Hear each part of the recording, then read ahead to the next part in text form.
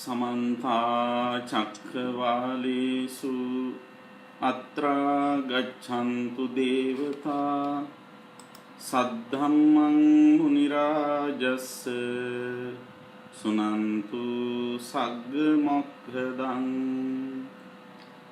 धम्मश्रवण कालो अयं भदन्ता धम्मश्रवण कालो अयं भदन्ता धम्मश्रवण कालो अयं भदन्ता नमो तस्स भगवतो अरहतो सम्मा सम्बुद्धस्स नमो तस्स भगवतो अरहतो सम्मा सम्बुद्धस्स नमो तस्स भगवतो अरहतो सम्मा सम्बुद्धस्स नको आहुसो कोट्ठित चक्षुरूपानं संयोजनं न रूपा चक्षुष संयोजनं यञ्च तत् तदुभयं पटिच्च उपपद्यते छन्दरागो तं तत् संयोजनन्ति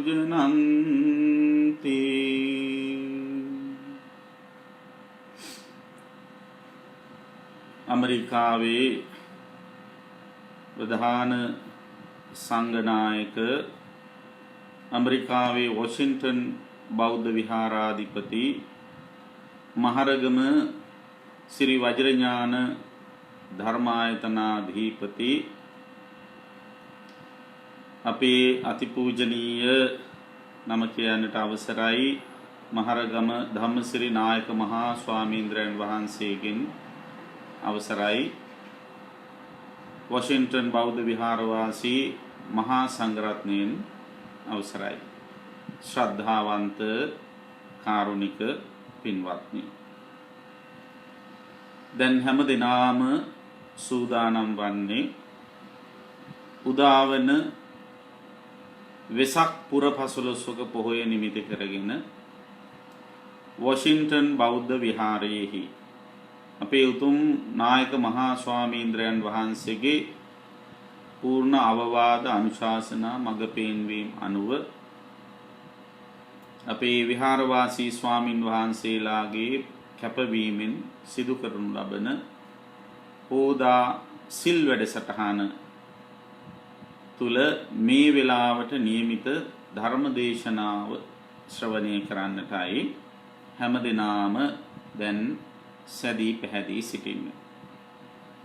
අපේ නායක හාමුදුරුවෝ සිහිපත් කළ සෙයින්ම දැකලා හුරු පුරුදු සහ බොහොම සමීප මුහුණු රසක් මේ තිරයෙහි දිස් වෙනවා දුටුවහම අපටද බලවත්සේ ප්‍රීතියක් සතුටක් ඇති වෙනවා.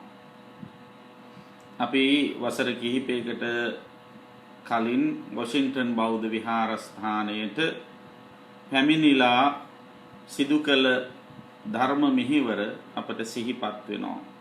ඒ වගේම පින්වත් දායක දායිකාවන්ගේ අප උපස්ථාන ගරු සැලකිලි අපිට මතක් වෙනවා. ඉතින් මේ පිළිබඳව කෘතවේදීත්වයක් හිතේ දරාගෙනයි අද මේ ධර්ම දේශනාව අපි සිද්ධ කරන්නේ.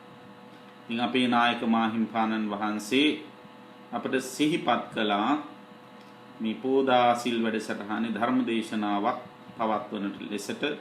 ඉතින් උන්වහන්සේගේ නියෝගය පරිදි අපි බොහොම ගෞරවයෙන් ඒ ආරාධනාව භාර අරගෙන අද මෙලෙසින් මේ දේශනාව සිද්ධ කරන්නේ. සාමාන්‍යයෙන් වෙසක් පුර පසළොස්වක පොහොය නිමිති කරගෙන ධර්ම දේශනා පවත්වනකොට බොහෝ දෙනා බුදුරජාණන් වහන්සේ පිළිබඳව වෙසක් පොහොයේ තියෙන වැදගත්කම පිළිබඳව ආදී වශයෙන් කරුණු කාරණා තමයි දේශනා කරන්නේ දේශකයන්න් වහන්සේලා. හැබැයි මා කල්පනා කළා ඉතින් අපේ බෞද්ධ පින්නතුන් ගොඩාක් බුදුහාමුදුරුවෝ ගැන අහලා තියෙනවනේ. ශ්‍රද්ධාව බොහොම හොඳින් උපරිම මට්ටමින්ම තියෙනවනේ. ධර්මයේ පිළිබඳව ලැබියාවක්, සංඝ රත්නය පිළිබඳව ගෞරවයක් හොඳින් තිබෙනවනේ. ඒ නිසා ඒ පිළිබඳව යලි යලිත් කරුණු කාරණා පැහැදිලි කරන්නට යන්නේ නැතුව ත්‍රිපිටකයේ සූත්‍ර පිටකයේ සඳහන් වෙන වටිනා සූත්‍රයක් මුල් කරගෙන මේ ධර්ම දේශනාව සිද්ධ කළොත් හොඳයි කියලා මා කල්පනා කළා. ඒ අනුව අද පින්නතුන්ට මා කියලා දෙන්න බලාපොරොත්තු වන්නේ සංයුක්ත නිකායේ වේදනා සංයුක්තේහි සඳහන් වෙන කොට්ඨිත කියන සූත්‍ර දේශනාව. මහා කොට්ඨිත කියලා සූත්‍ර දේශනාවකුත් තියෙනවා. කොට්ඨිත නමින් විවිධ තැන්වල සූත්‍ර දේශනාවල් සඳහන් වෙනවා. මේ සූත්‍රයේ සඳහන් වෙන්නේ සංයුක්ත නිකායේ වේදනා සංයුක්තේහි. මේ සූත්‍ර දේශනාව ශ්‍රාවක භාෂිත දේශනාවක් කියලා කිව්වොත් ඒක වඩාත් නිවැරදි. බණ අහන ධර්මය ගැන අවබෝධයක් තියෙන පින්නතුන් ගොඩක් අය දන්නවා. ත්‍රිපිටකය තුල සඳහන් වෙන සියලුම සූත්‍ර දේශනා බුදුරජාණන් වහන්සේ විසින්ම දේශනා කරපු සූත්‍රම නෙවෙයි. බුදුරජාණන් වහන්සේ විසින්ම දේශනා කරපු සූත්‍ර දේශනාවලට කියන්නේ බුද්ධ භාෂිත දේශනා කියලා. තවත් සූත්‍ර දේශනා වර්ගයක් තියෙනවා. ඒ දේශනාවන් බුදුරජාණන් වහන්සේගේ ශ්‍රාවකයෝ සරියුත් මුගලන් ආදී මහරහතන් වහන්සේලා දේශනා කරන ලදුව පසු බුදුරජාණන් වහන්සේ විසින් අනුමත කරනවා. මම කිව්වත් ඔය බණ ඉතිරි බණ ඔය විදිහටම තමයි කියන්නේ කියලා. එතකොට අන්න ඒ බුදුරජාණන් වහන්සේ විසින් අනුමත කරන ලද ශ්‍රාවකයන් විසින් දේශනා කරන ලද සූත්‍රවලට කියන්නේ ශ්‍රාවක භාෂිත දේශනා කියලා. ඊළඟට තවත් සූත්‍ර කොටසක් තියෙනවා. සමහර ඍෂිවරු ඇවිල්ලා ප්‍රකාශ කරපු යම් යම් පැරණි ප්‍රකාශන තියෙනවා. බුදුහාමුදුරන්ට කලින් ලෝකේ පහළ වෙච්ච හිත දිනු කරගත්ත ඍෂිවරු, පඬිවරු දේශනා කරපු බුදුහාමුදුර මේ කතාව ඇත්තයි කියලා අනුමත කරලා තියෙනවා. ඒවට කියන්නේ ඉසිභාසිත දේශනා. ඔය අතරේ සමහර දෙවියෝ ඉන්නවා. ඒ දෙවියෝ ඇවිල්ලා බුදුරජාණන් වහන්සේ සමග ධර්ම සංවාදවල යෙදෙනවා. සමහර දෙවියන් බුදුරජාණන් වහන්සේට තමන්ගේ හිතට පහළ වෙච්ච යම් යම් කාරණා පිළිබඳව ප්‍රකාශ කරනවා. ඉතින් බුදුහාමුදුරේ කාරණා සමහර ඒවා අනුමත කරනවා. අඩු වැඩි පෙන්නලා දෙනවා. ඔය ආදී වශයෙන් ඒ සාකච්ඡාවල් එකතු වෙනවා. ඒවට කියන්නේ ඒ බඳු සූත්‍රවලට කියන්නේ දේව භාෂිත දේශනා. ඊතරොන් භාෂිත කීයක් කිව්වද? 4ක් කිව්වා. මොනවාද?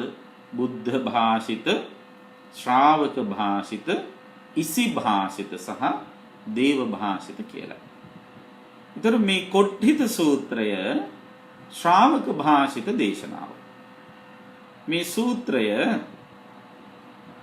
කොට්ඨිත මහරහතන් වහන්සේ සහ සාරිපුත්ත මහරහතන් වහන්සේ අතර පැවතිච්ච ධර්ම සංවාදයක් කියලා පැහැදිලි කළොත් එය වඩාත් නිවැරදි.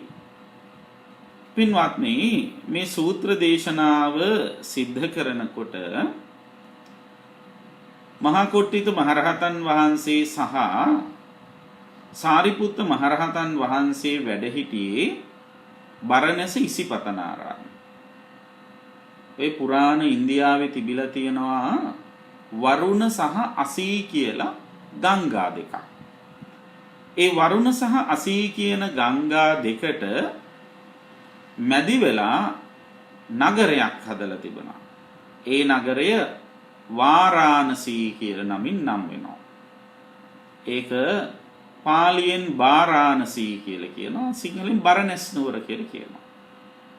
මෙන්න මේ බරණැස් නුවර එදා කාලේ හිටපු බ්‍රහ්මදත්ත රජතුමා විසින් මුවන්ට අභය දානය දීපු තැනක් තියෙනවා. එතෙට කියනවා මිගදාය කියලා. ඒ මුවන්ට අභය දානය දුන්න ඒ ස්ථානයේට ඔය හිත නිවන්න උත්සාහ කරන ඍෂිවරු වගේ අය හිමාල කැලේ ඉඳලා අහසින් ඇවිල්ලා බිමට බහිනවා. මොකටද? කැලෑවේ ලුණු එහෙම නැති නිසා ඒ අය ආහාරවලට එකතු කරන එකම රසකාරකයේ ලුණු. ඉතින් ලුණු ඉවර වුණාම හිමාලේ කැලේ ඉඳලා ලුණු අරගෙන යන්න ටවුන් එකට එනවා. ඒ නගරයට එනවා. අන්න ඒ නගරයට ඇවිල්ලා බිමට බහින තැන. ලෑන්ඩ් කරන තැන. එතන තමයි ඉසිපතන කියලා කියන්නේ ඍෂිවරු පතනය වෙන තැන. ඉතින් මෙන්න මේ ස්ථානයේහි මේ ස්වාමීන් වහන්සේලා දෙනම වැඩ වාසය කළේ. අපේ ශාසන ඉතිහාසයේ පින්නතුනි කොට්ටිත මහරහතන් වහන්සේට සුවිශේෂ තැනක් ලැබෙනවා. ඒත් දන්නවා බුදුරජාණන් වහන්සේගේ දහස් ගණනක් වූ ශ්‍රාවකයන් වහන්සේලා අතරේ උන්වහන්සේ සුවිශේෂ හැකියාවන් ඇති ස්වාමින් වහන්සේලාට විශේෂ තනතුරු ලබා දුන්නා. ඉතින් ඒ තනතුරු ප්‍රධාන වශයෙන් කොටස් 80කට බෙදලා තිබුණා. තනතුරු 80ක්. ඒ නිසා ශ්‍රාවකයන් වහන්සේලා මහා ශ්‍රාවකයෝ 89ක් බිහි වුණා. ඒ අයට කියන්නේ 80 මහා ශ්‍රාවකයෝ කියලා.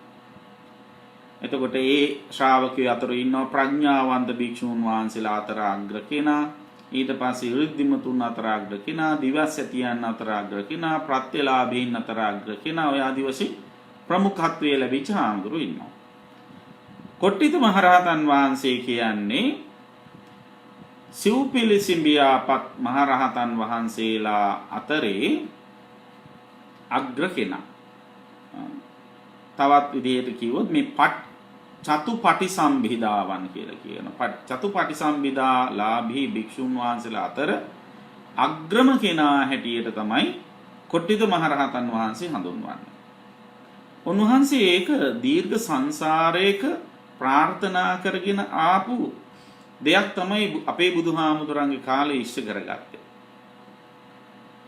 මේ කොට්ටිත මහරහතන් වහන්සේ රාත් වෙන්න කලින් පෙර දීර්ඝ සංසාරයක ඈත අතීතේ පියුමතරා කියලා බුදුරජාණන් වහන්සේ නමකගේ කාලේ පියුමතරා බුදුහාමුදුරුවෝ කියලා කියන්නේ පදුමුත්තර කියන බුදුහාමුදුරන්ට සිංහලෙන් කියන නම.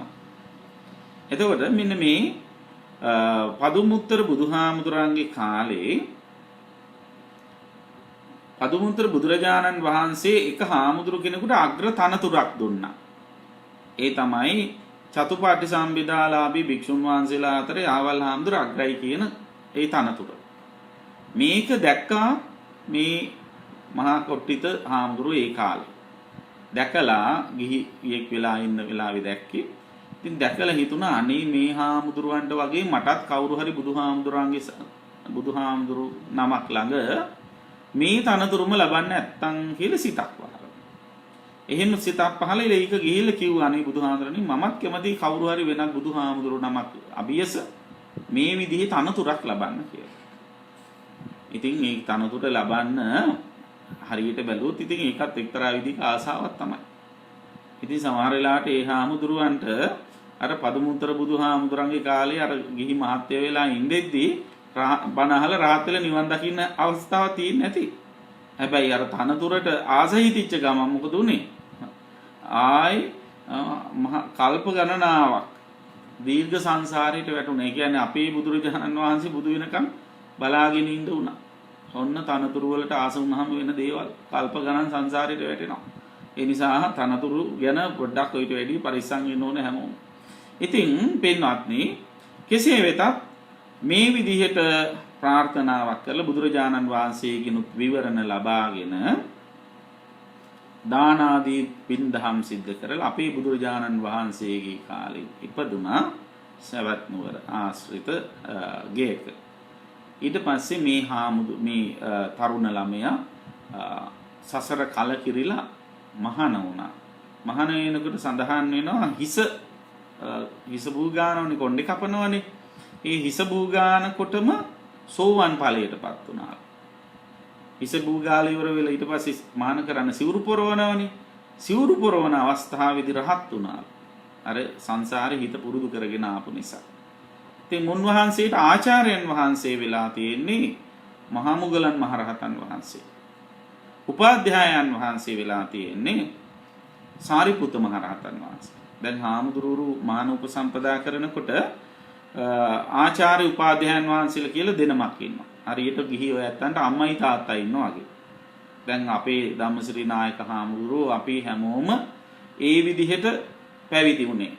අපි ස්වාමින් වහන්සේලාගේ ආචාර්යයන් වහන්සේ තමයි අම්පිටියේ ශ්‍රී රාහුල නායක මහා ස්වාමීන්ද්‍රයන් වහන්සේ. උපාධ්‍යායන් වහන්සේ තමයි මඩිහි මහා නායක මාහිම්පාණන් වහන්සේ. අන්න ඒ විදිහට ආචාර්ය උපාධ්‍යායත්වයෙන් පැවිදි වුණා. ඉතින් දැන් මේ මහා කොට්ටිත මහරහතන් වහන්සේ. උන්වහන්සේ පින්වත්නි මේ චතුපටි සම්භිදාවල ප්‍රවීණය. ඒ කියන්නේ චතුපටි සම්භිදා කියන්නේ අත්ථ ධම්ම නිරුත්ති පටිභාන කියලා කාරණා හතරක් තියෙනවා. දැන් පාලි භාෂාවේ මොකක් හරි වචනයක් තියෙනවනේ. ඒ වචනය ගත්තාම ඒ වචනේ හතර ආකාරයකින් තේරුම් ගන්න පුළුවන්කම තියෙනවා. පළවෙනි එක තමයි වචනේ අර්ථය අත්ථ කියලා කියන්නේ. ඊට පස්සේ ධර්ම කියලා කියන වචනේ අර්ථ එකක් ධර්මයේ තුළ යෙදෙන අර්ථය තව එකක්. ධර්මාර්ථය කියලා එකක් තියෙනවා. ඊළඟට මේ වචනේ හැදිච්ච හැටි නිකම්ම වචන ඉගෙන ගන්නව දැන ගන්නව විතර නෙවෙයි. දැන් අපි දන්නවා ක්‍රියාපදයක් ගත්තාම ධාතුවයි ප්‍රත්‍යයයි එකතු වෙලා තමයි ආඛ්‍යාතයක් ක්‍රියාවක් හැදෙන්නේ කියලා. අන්න ඒ වාගේ මොකද්ද මේකේ මූල ධාතු මේකට යෙදෙන ප්‍රත්‍යය මොකද්ද? මේක නාම පදයක්ද මේක ක්‍රියාපදයක්ද මේක උපසර්ගයක්ද ආදී වශයෙන් ඒ විදිහට හොඳට දැන ගැනීම වැදගත් වෙනවා. ඒ වචනේ හැදිච්ච හැටි. ඊළඟට නිරුක්තිය කියලා කියන්නේ අර්ථ විවරණයන් තියෙන එක. දැන් අලුත් අර්ථ විවරණයන් තියෙන හරියට පරිස්සම් වෙන්න ඕන. මම දැක්කා මේ hina යන අර්ථ විවරණක් තියෙනවා සමහර තැන්වල. සමහරු වාන් දුරු කරන හින්දා වඳුර වෙලා උපදිනවලු. ඩෙංගකගා කනගාව කරකැවෙන හින්දා ඩෙංගු මදුරු වෙලා උපදිනවලු. හරය කන හින්දා හරකා වෙලා උපදිනවලු. ඉතින් ඔන්න ඔය වාගේ අමුතු විකාර රූපී අර්ථ විවරණයන් එහෙම නැත්නම් නිරුක්තීන් සපයන අයත් අද කාලේ බිහි වෙලා තියෙන බව දකින්නට අහන්නට ලැබෙනවා. ඉතින් කෙසේ වෙතත් මෙතන නිරුක්තිය කියලා කියන්නේ ඒ එක පදයක් වුණා ඒ පදයට විවිධාර්ථය තියෙනවා. දැන් උදාහරණයකට ගත්තොත් බික්ඛු කියන වචනේ ගන්න. ඒ බික්ඛු කියන පාලි වචනේ ගත්තාම එක නිරුක්තියක් තියෙනවා භික්ඛතීති බික්ඛු. මේ පාත්‍රය අරගෙන භික්ෂාව සොයා යන හින්දා ආහාර සොයාගෙන යන හින්දා භික්ෂුව කියලා කියනවා. තවත් නිරුක්තියක් තියෙනවා සංසාරේ භයං ඉක්ඛතීති බික්ඛු. සසර බය දකින්න සූදානම් ඉන්න බය දකින්න හින්දා භික්ෂුව කියලා කියනවා. අන්න ඒ වගේ නිරුක්ති තියෙනවා. එතකොට අපි යම්කිසි පදයක් භාෂාවේ යෙදෙනකොට ඒ යෙදෙන්නේ මොන අර්ථයෙන්ද කියලා ඔබ තේරුම් ගන්නවා. දැන් හොඳම නිදර්ශනයක් මම කියන්නම්කෝ. දැන් ඔයත් උදා ඉංග්‍රීසියෙන් you කියලා කියනවා. නේද? එතකොට ඉංග්‍රීසියෙන් you කියලා කියන එක අපි සිංහලෙන් කොහොමද තේරුම් ගන්නෙ? ඔය ඉංග්‍රීසියෙන් හැම එකටම වගේ you තමයි තියෙන්නේ. කොහොමද? ඔබටත් you, ඔබ වහන්සේටත් you, තොටත් you, උඹටත් you නේද? ඔහෙටත් you, තමුසෙටත් you. එතකොට ඔන්න ඔය වගේ හැම වචනයකටම you තියෙන. හැබැයි අපි බලන්න ඕනේ ඊට පස්සේ ඒ you කියන පදය යෙදිච්ච භාවිතා වෙච්ච අනිත් වචන මොනවද කියලා. ඒකත් එක්ක යෙදිලා තියෙන වචන. එන්නේ ඒකත් එක්ක යෙදිලා තියෙන වචනත් එක්ක බැලුවාම අපි තේරුම් ගන්නවා මොකද්ද? මේක ගෞරවාර්ථයෙන් කියන එකක් මේ you කියලා තියෙන. මේ ඔබ වහන්සේ කියලා. ඊළඟට මේක නම් මේ බනින්න යොදාගත්ත you එකක් මෙතන තියෙන්නේ කියලා. ඔය ආදි වශයෙන් අපි ඒක තේරුම් ගන්නේ අනිත් පදත් එක්ක. අන්න ඒ විදිහට තේරුම් ගැනීම වැදගත් වෙනවා. එතකොට නිරුක්ති පටිභාන කියලා කියන්නේ අවබෝධ කරගන්නවා කියන එක. හැම විදිහකටම තේරුම් ගැනීමේ තියෙන හැකියාව. එතකොට අර්ථ ධර්ම නිරුක්ති පටිභාන කියන මේවට කියන චතුපටි සම්භිදා. තවත් විදිහකින් කියනවා නම් ඒකට සිංහලෙන් කියන්නේ සිව් පිළිසිඹියාපත් කියන. දැන් මහා කාශ්‍යප මහ රහතන් වහන්සේ ප්‍රථම ධර්ම සංගායනාව පවත්වද්දී රහතන් වහන්සේලා 500 නමක් තෝරගත්තනේ. ඒ 500 නම සඳහාම තිබිය යුතු ප්‍රධාන සුදුසුකම පළවෙනි එක රහත් වෙලා තියෙන්න ඕන. දෙවෙනි එක තමයි අර චතුපටි සම්භිදා කියන ලක්ෂණයන්ගෙන් යුක්ත වෙන්න. මොකද ඒ උන්වහන්සේලාට තමයි මේ වචන හරියට යොදන්න පුළුවන් හැකියාව තියෙන්නේ. උන්වහන්සේලා තමයි මේ වචනේ අර්ථය හරියට තේරුම් අරගන්නේ. ඒ සුවිශේෂ හැකියාවක්. ඒ නිසා මේ භාෂාඥානීය ශබ්ද ශාස්ත්‍රය පිළිබඳව ඒක හොඳට දැනගෙන ඉන්නවා.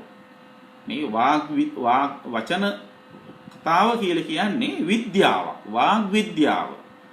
ඒතකොට මේ වචන හැදිලා තියෙන විද්‍යාත්මක පදනමකට. ඒ වචන එක එක්කිනාට ඕන තාලෙට හිතෙන විදිහට පෙනෙන තාලෙට හැඟෙන තාලෙට අර්ථ දෙන්න පුළුවන් කමක් නැහැ. ඉතින් අන්න ඒක ඊටාම දැනගත යුතු ප්‍රධාන කාරණාවක් වෙනවා. ඉතින් මේ මහා කොට්ටිත මහරහතන් වහන්සේට පින්වත්නි ඔන්න ඔය සුවිශේෂ හැකියාව තියෙනවා.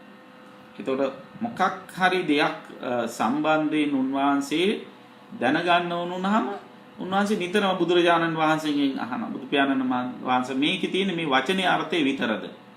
ගම්‍යාර්ථයක් තියෙනවද? එහෙම නැත්නම් ධර්මාර්ථයක් තියෙනවද? එහෙම නැත්නම් මේකේ නිරුක්තිය මොකද්ද? මේ වචනේ කොහොමද හැදිලා තියෙන්නේ? ඔය ආදී වශයෙන් නිතර අහනවලු.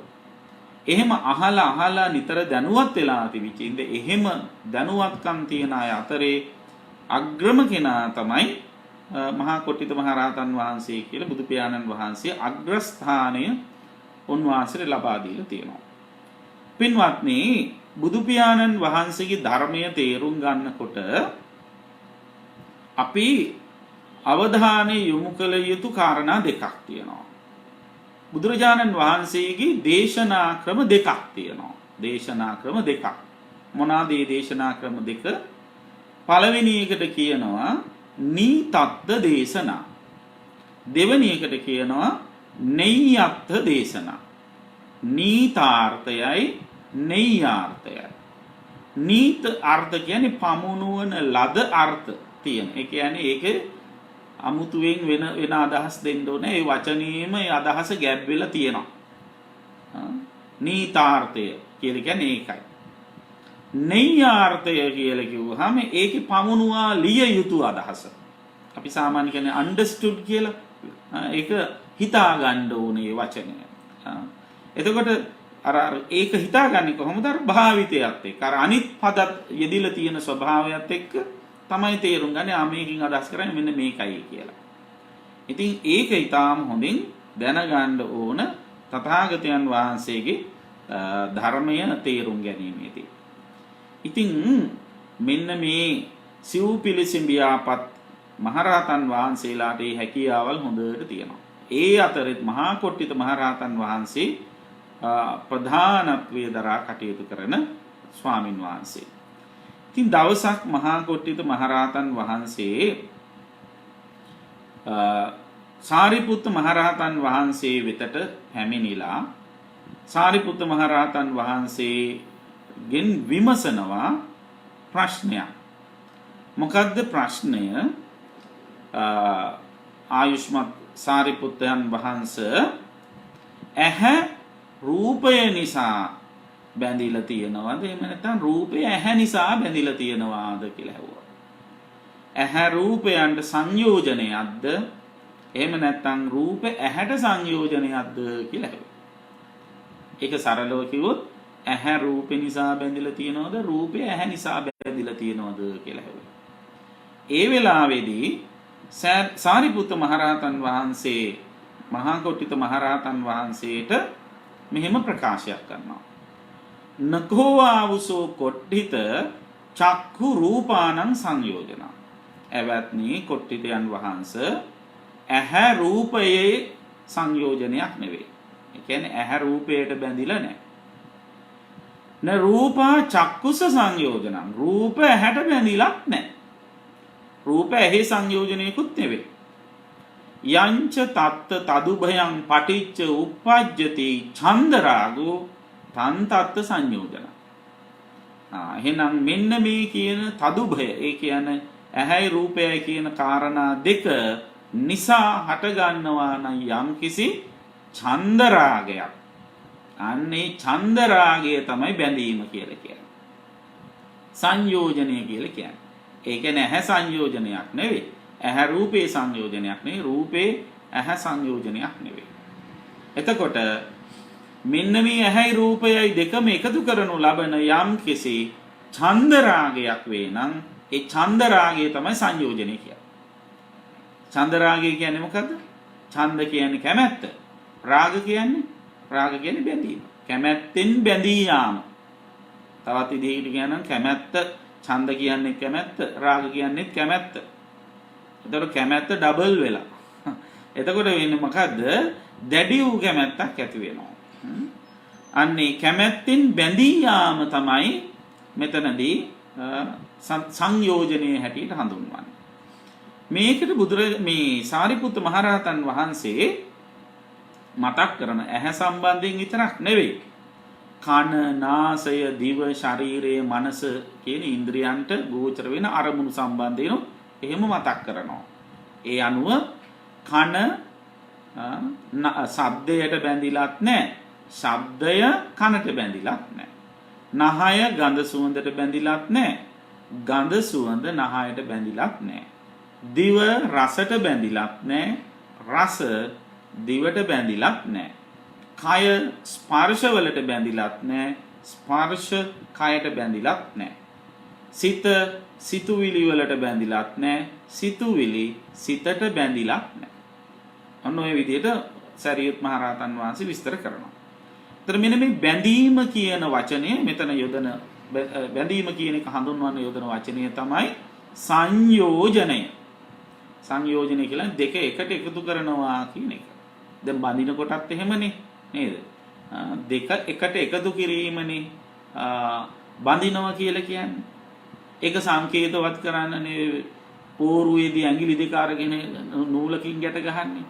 ඉතින් ඒ නූලකින් ගැට ගහන තරමටම ලේසියෙන්ම කඩාගෙන යන්නත් පුළුවන් එකක් හැටියටනේ ගොඩක් අය හිතාගෙන ඉන්නේ ඕකත්. ඒකනේ බැඳ ගමම වෙඩින් එකදී ඇල්බම් එක හදාගෙන ඉන්නත් කලින් කඩාගෙන යන්නේ ගොඩක් අය නේද? ඉතින් කෙසේ වෙතත් මෙතනදී කියන්නේ ඒක නෙවෙයි.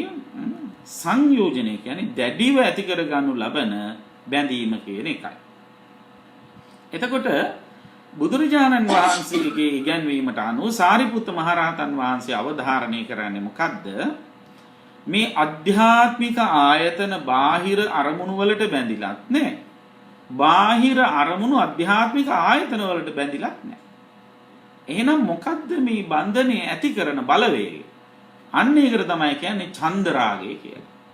දැඩි වූ කැමැත්තෙන් බැඳී යාම ඡන්දරාගය කියන්නේ ඒකයි.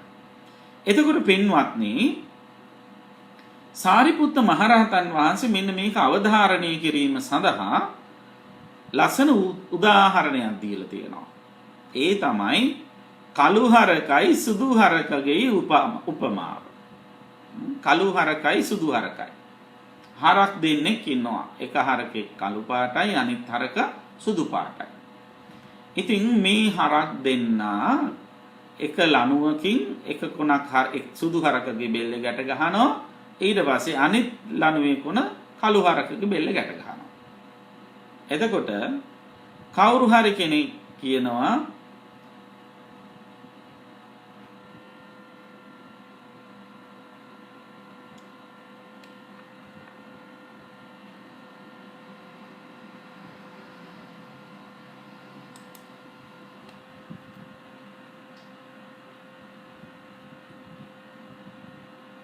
වොෂින්ටන් බෞද්ධ විහාරයේ Zoom තාක්ෂණයෙන් කරන ලද ඒ සම්බන්ධතාවයේ ගිලිහුණ නිසායි මම දේශනාව මේ Facebook එක ඔස්සේ මේ වෙලාවේ නවත්තන්නේ. ඉදිරියේදී ආපහු සම්බන්ධතාවයේ ඇති වූ විගසින්ම අපි බලාපොරොත්තු වෙනවා නැවත දේශනාව පවත්වාගෙන යන්න. එතකන් Facebook ඔස්සේ දේශනාව ශ්‍රවණය කරන පින්නතුන්ට අපි සිහිපත් කරනවා මදක් රැඳී සිටින ලෙසට දේශනාව ආරම්භ කරනවා අපි.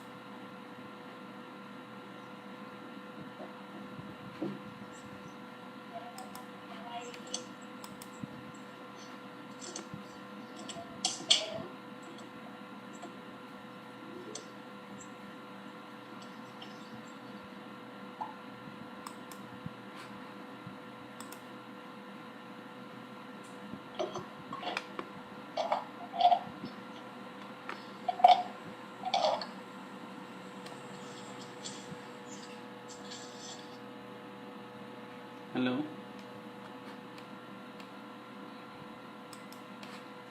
ඔව් දැන් ඔන් කළා මේ වීඩියෝ එක කොහින් ඔෆ් කරලා තියෙන්නේ ස්ටොප් කරලා ඒක මේ කරන්න.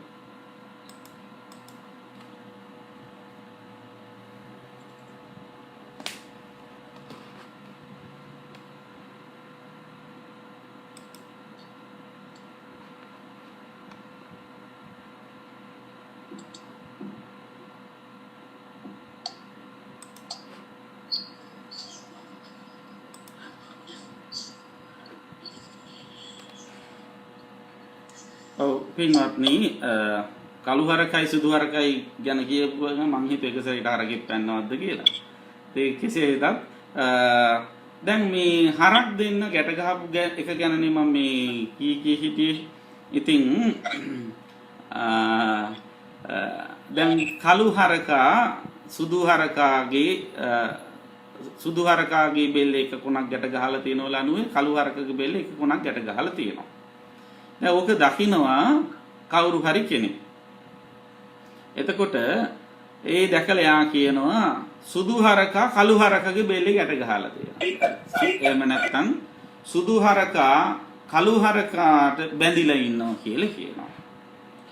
තවත් එක්කෙනෙක් කියනවා නෑ කළු හරක සුදු හරකට බැඳිලා ඉන්නවා කියලා. ඒ විදිහට කියන්න පෙළඹෙනවා. එතකොට හරියට බැලුවොත් කළු හරක සුදු හරකට බැඳිලක් නැහැ. සුදු හරක කළු හරකට බැඳිලක් නැහැ. වෙලා තියෙන්නේ හරක් දෙන්න රැහැනෙන් ගැට ගහලා තියෙන එක. එතකොට මේ හරක් දෙන්නාගේම බැඳීමට හේතුව මොකක්ද? අර රැහැන සංයෝජනය. අන්න ඒ වගේ බුදුරජාණන් වහන්සේ අපිට පැහැදිලි කරලා තියෙනවා. ඇහැ රූපයට සංයෝජනයකුත් නෙවෙයි රූපය ඇහැට සංයෝජනයකුත් නෙවෙයි ඇහැයි රූපයයි දෙකම මුල් කරගෙන හට ගන්නව නම් යම් ඡන්ද රාගයක් කැමැත්තෙන් ඇලී යාමක් අන්න ඒ පදනම් කරගෙන තමයි මෙතනදී මේ සංයෝජනය ඇති වෙන්නේ කියන එක. මං හිතන්නේ ශ්‍රාවකයෝ මයික්‍රොෆෝන්ස් ඕෆ් කරගත්තොත් හොඳයි නැත්නම් ඩිස්ටර්බ් වෙනවා දේශනාවට. එතකොට දැන් පින්වත්නි මෙන්න මේ විදිහට බුදුරජාණන් වහන්සේගේ දේශනාව සාරිපුත්ත මහරහතන් වහන්සේ මතක් කරනවා. යේ නචකෝතේ ඒකේන දාමේනවා යොත්තේනවා සංයුත්තා තන් තත්ත සංයෝජන. ඒ කියන්නේ මේ දෙදෙනා එක එක්කෙනාට බැඳිලා ඉන්නව නෙවෙයි මේ දෙදෙනාම බැඳලා තියෙන බලවේගය තමයි මේ යොත එහෙම නැත්නම් රැහැන කියන එක. අන්න ඒ වගේ මෙතනදී අපි මේ ලෝකේ ජීවත් වෙන සත්වයෝ ඇහෙන් රූපයට බැඳීමක් වෙන්නේ නැහැ රූපයෙන් ඇහැට බැඳීමක් වෙන්නේ නැහැ නේද? දැන් උදාහරණයකට ගමු මලමිනියටත් ඇහක් තියෙනවා. මලමිනියටත් ඇහැ අරගෙන හිටියෝ බාහිර සමාජයේ රූපක් තියෙන මලමිනිය ඉස්සරහා. නමුත් මලමිනියට ඒ රූපයන් පිළිබඳව දැනීමක් හෝ හැඟීමක් හෝ කැමැත්තක් හෝ මොකක්වත් වෙනවද? නැහැ. මොකද මලමිනිය ඇසුරේ සිතක් හෝ සිතිවිලි ක්‍රියාත්මක වීමක් නැති නිසා. මලමිනියට කනක් තියෙනවා. මැරුණට පස්සේ කනක් නැහැ හෙන්න අඬනවා. නේද? සමහර අය ඉන්නකන් හඬන්නේ ඉන්නකන් සලකන්නේ නැහැ. මැරුණට පස්සේ හරියට අඬනවා. ඒ අඬන්නේ මොනෝ කීයද? පඩි ගත්තාම වැඩි කොටසක් මගේ අතට ගෙනල්ලා දෙන්න හිටි මහත්තේ නැති වුණා කිය එහෙම අඬන්නේ. ඒ මහත්තේ නැති වෙච්ච දුකට නෙවෙයි පඩිය නැති වෙච්ච දුකට තමයි අඬන්නේ. ඉතින් එහෙම අඬන හැටි ඉන්නවා. ඉතින් මොන විදිහට කිය ඇඬුවත් මලමිනියට දැනෙන්නේ ඇයි? ඒ කන ඇසුරේ සෝත විඥානයේ ක්‍රියාත්මක වෙන්නේ නැහැ. ඒ විඥානියත් එක්ක නාම ධර්ම ක්‍රියාත්මක වෙන්නේ නැති නිසා. එහෙනම් සත්වයා ඇහෙන් රූපවලට බැඳීමක් වෙන්නේ නැහැ. රූප වලින් ඇහැට බැඳීමක් වෙන්නේ නැහැ. මෙන්න මේ ඇහැයි රූපයි අතරේ බැඳීම ඇති කරන සංයෝජනය ඇති කරන චෛතසිකයක් තියෙනවා. සිතිවිල්ලක් තියෙනවා. මොකද්ද ඒ සිතිවිල්ල? අන්න ඒ සිතිවිල්ලට තමයි ඡන්ද රාගය කියන්නේ. අර හරක් දෙන්න බැඳලා තියපු රැහැන වගේ. ඉතින් ඔය හරක් දෙන්නගේම බෙල්ලේ තියෙන රැහන් ගැට දෙක ලිහුවාට පස්සේ මොකද වෙන්නේ? හරක් දෙන්නාම නිදහස් වෙනවා. අන්න ඒ වාගේ කවුරු හරි කෙනෙක් ඔය ඇහැ සහ රූපය අතරේ තියෙන ඡන්ද රාගය ලිහලා දැම්මොත්, ගලවලා දැම්මොත් මොකද වෙන්නේ? ඇහැට බැඳීමක් ගැටීමක් ඇතිවන්නේත් නැහැ. ඇහැට ගෝචර වෙන රූපයට බැඳීමක් ගැටීමක් ඇතිවන්නේ නැහැ.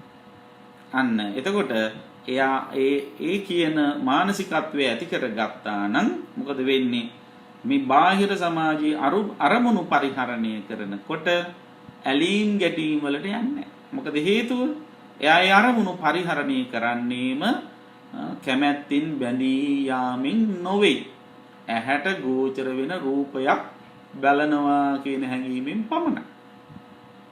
එතකොට ඒ බලනවා කියන හැඟීම පමණක් තියෙන නිසා එයාට ඒ අරමුණ මුල් කරගෙන කෙලෙස් පහළ වීමක් සිද්ධ වෙන්නේ. දැන් බලන්න රහතන් වහන්සේලාට ඇහක් තියෙනවා. බාහිර සමාජයේ රහත් වුණා කියලා රූප නොපෙනී තියෙනවා. නෑ, රහතන් වහන්සේලගේ ඇහැට රූප පේනවා. හැබැයි රහතන් වහන්සේලා ඇයි ඒ රූප හමුවේ කෙලෙස් අවශ්‍යගන්නේ නැත්තේ? උන්වහන්සේලා ඇහැයි රූපයයි අතරේ අර බැම්ම සංයෝජනය ඇති කරන සුළු ඡන්ද රාගය ප්‍රහාණය කරලා තියෙනවා. එතකොට ඡන්ද රාගය ප්‍රහාණය කරපු නිසා මොකද වෙන්නේ?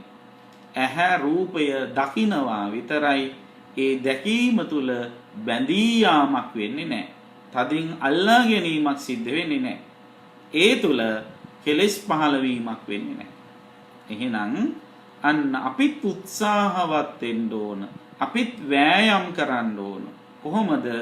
මෙන්න මේ අධ්‍යාත්මික ආයතන සහ බාහිර අරමුණු අතර ඇතිවෙන බැඳීම තුළ මේ සිදුවන ඡන්ද රාගය නැති කරගන්න. ඉතින් මේ සාරිපුත්ත මහරහතන් වහන්සේ පින්වත්නි බොහෝම වැදගත් ප්‍රකාශනයක් මෙතෙන්දි කරනවා. මොකද්ද මේ වැදගත් ප්‍රකාශනය?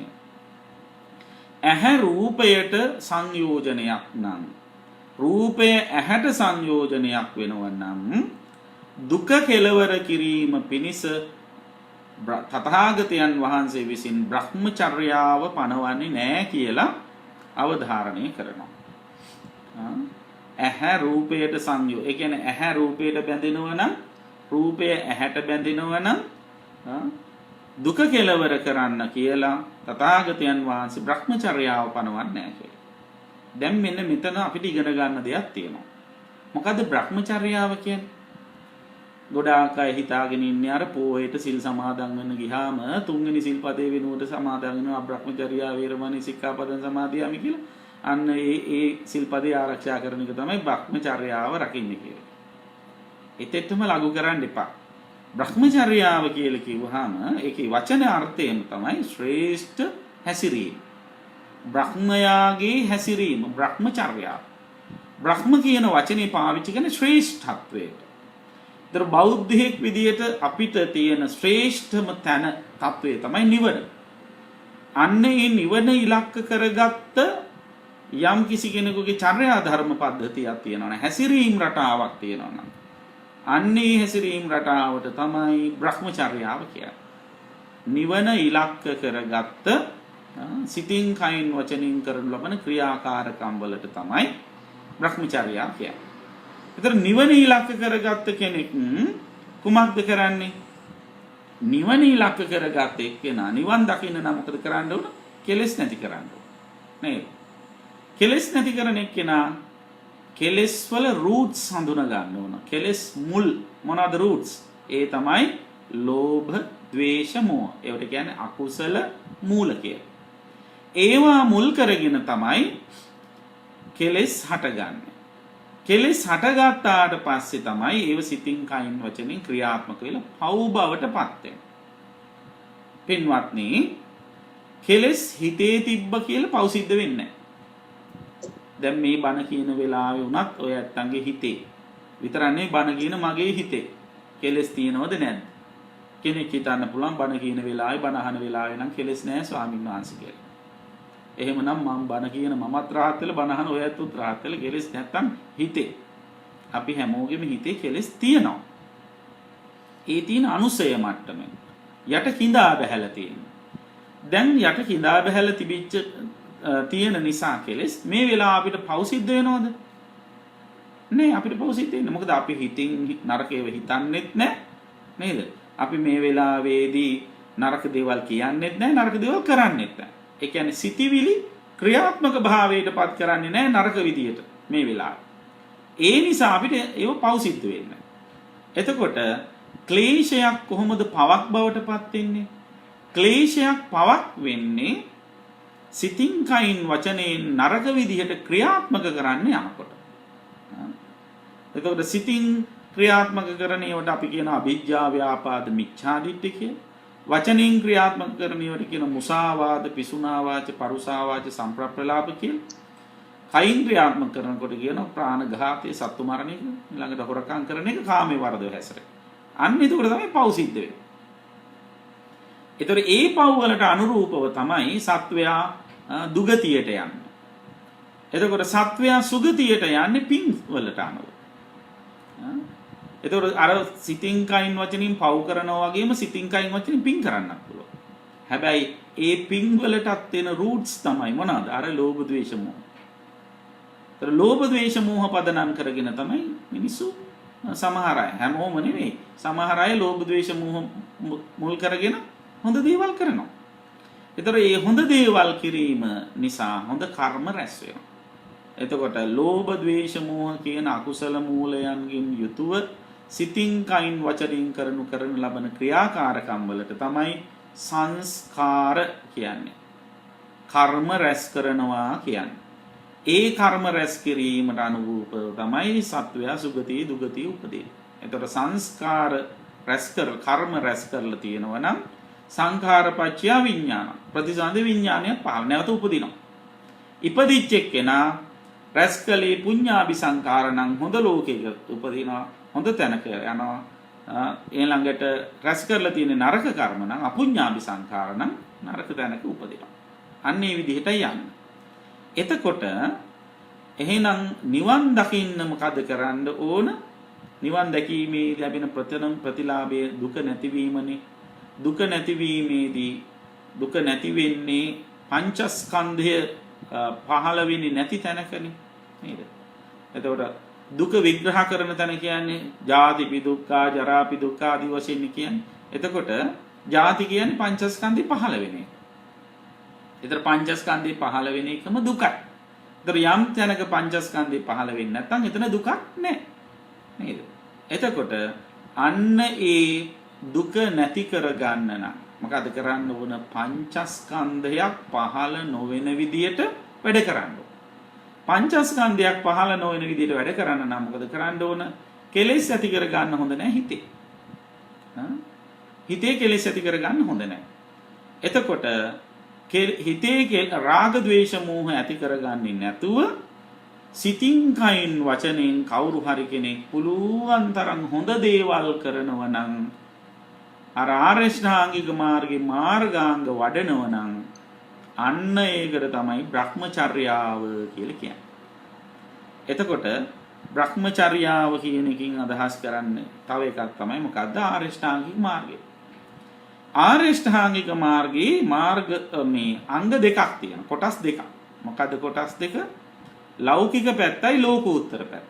ලෞකික ආරෂ්ඨාංගික මාර්ගය පැවැත්මට උපකාර වෙනවා. ලෝකෝත්තර ආරෂ්ඨාංගික මාර්ගය නැවැත්මට උපකාර වෙනවා. ඒ කියන්නේ සංසාර ගමන නවත්තන්න උපකාර වෙන්නේ ලෝකෝත්තර පැත්ත. ඒතර සසර ගමන මං කියුනේ සසර ගමන යන්නේ දිගින් දිගටම කෙලස් තියෙන නිසා කියලා. ඒතර සසර ගමන නවත්තන්න නම් මොකද කරන්න ඕන?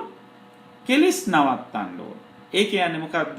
ආර්ය ශ්‍රාංගික මාර්ගයේ ලෝකෝත්තර පැත්ත දියුණු කරනවා කියලා කියන්නේ මොකද්ද? අර රාග ద్వේෂ මෝහ නැති වෙන විදියට සිතින් කයින් වචනෙන් හොඳ දේවල් කරන්න ඕන. එතකොට කොහොමද දැන් මේක කරන්නේ කියලා අපි පොඩ්ඩක් විමසලා බලමු. අපි දැන් ජීවත් වෙනවා කියලා කියන්නේ මොකක්ද? අපි ජීවත් වෙනවා කියලා කියන්නේම සරලව ගත්තොත් ඇහැට පේන රූප බලන එකනේ, කනට ඇහෙන ශබ්ද අහන එකනේ, නහයට දැනෙන ගඳ සුවඳ ආග්‍රහණය කරන එක, ඊළඟට දිවට දැනෙන රස විඳින එක, කයට දැනෙන ස්පර්ශ විඳින එක, ඔය ඔක්කොම කරලි වල නිකන් ඉන්න වෙලාවට හිත ඉන්න එක. ඕකම ජීවත් වෙනවා කියලා කරන්නේ ගොඩක් අය නේද?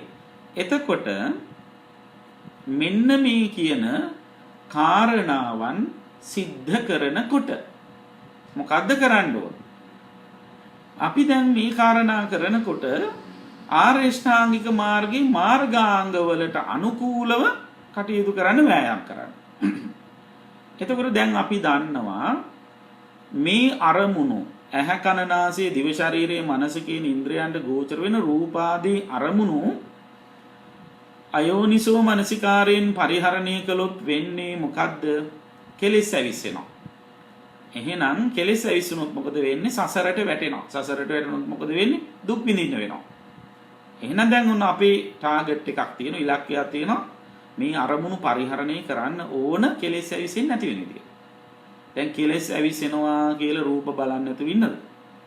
නේද? මම නිතර කියන එකක්. දැන් සමහරව හිතනවා මේ රූප බැලුවාම තමයි කෙලෙස් ඇවිස්සෙන්නේ. අනේ ඉන්නම් මට ඔය කිසි රූපයක් එපා කියලා රූප බලන්න නැතුව ඇස් වහගන්න. දැන් ඇස් වැහුවාම රූප පේන්නේ නැද්ද? සමහරුන්ට ඇස් වැහුවම තමයි හොඳ රූප පේන්නේ. නේද? මෙතෙක් දැකපු නැති රූපක් පේන්න ගන්න ඇස් දෙක වහගත්තට පස්සේ. ඒ සමහරව මතක් කරගන්න ඕන වුණාම ඇස් දෙක වහගන්නේ සමහරව. නේද? අන්න ඒ වගේ. එතකොට ඔබ තේරුම් ගන්න ඕන මේ ඇහැ සංවර කරනවා කියන්නේ රූප බලන්න නැතුව ඇස් වහ ගන්නවා කියන එක නෙවෙයි. ඇහැට රූපයක් මුල් කරගෙන ඇති වෙන අර චන්දරාගය පාලනය කරගන්න එකයි ඇහැ සංවර කරගන්නවා කියන්නේ. එතකොට දැන් මොන ওই විදිහට ඇහැ සංවර කරගත්තේ නැති වුණොත් ඇහැට පේන රූපය මුල් කරගෙන කෙලෙස් අවශ්‍ය ගත්තොත් මොකද වෙන්නේ? සසරට වැටෙනවා. සසරට වැටුනොත් මොකද වෙන්නේ? ආයි උපදින්න උනොත් ජාති ජරා ව්‍යාධි මරණ ආදී දුක් විඳින්න වෙනවා නේ. එතකොට ඒක දුක් විඳින්න වෙන බව දැන ගැනීම. එතකොට මොකද්ද? චතුරාර්ය සත්‍ය පිළිබඳව ඇති කරගන්න දැක්ම නේද? සම්මා දිට්ඨිය. අන්න ඇහැ මුල් කරගෙන රූප මුල් කරගෙන කෙලෙස් ඇවිස්සීම තුළ චන්දරාගින් මේ අරමුණු වල බැඳී යාම තුළ දුකටපත් වෙන්න වෙනවා, සසරට වැටෙන්න වෙනවා කියලා කවුරු හරි කෙනෙක් දැනගන්නවා නම් ඒ දැන ගැනීම එයාට ඒ රූපය සම්බන්ධ සම්මා දිට්ඨිය පහළ වීමක්.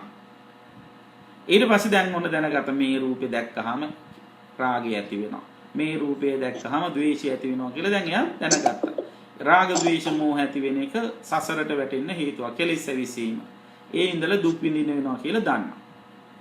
දැන් රාග ද්වේෂ මෝහ කියන්නේ නරක සිතිවිලිනේ. ඒ සිතිවිලි ඇති කරගත්ත දුක් විඳින්න වෙනවා.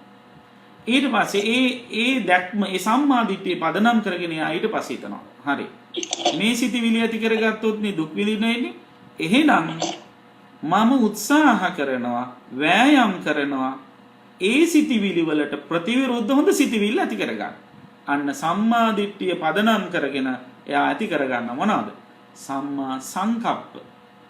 ඒ කියන්නේ දැන් අර ඇහෙන් දැක්ක රූපය ඇලුනනම් ඇලීම රාගයක් ඒක සසරට වැටෙන්න හේතුවක් කියලා දන්නේ කෙනා ඊට ප්‍රතිවිරුද්ධ සංකල්පේ හිතට ගන්නවා.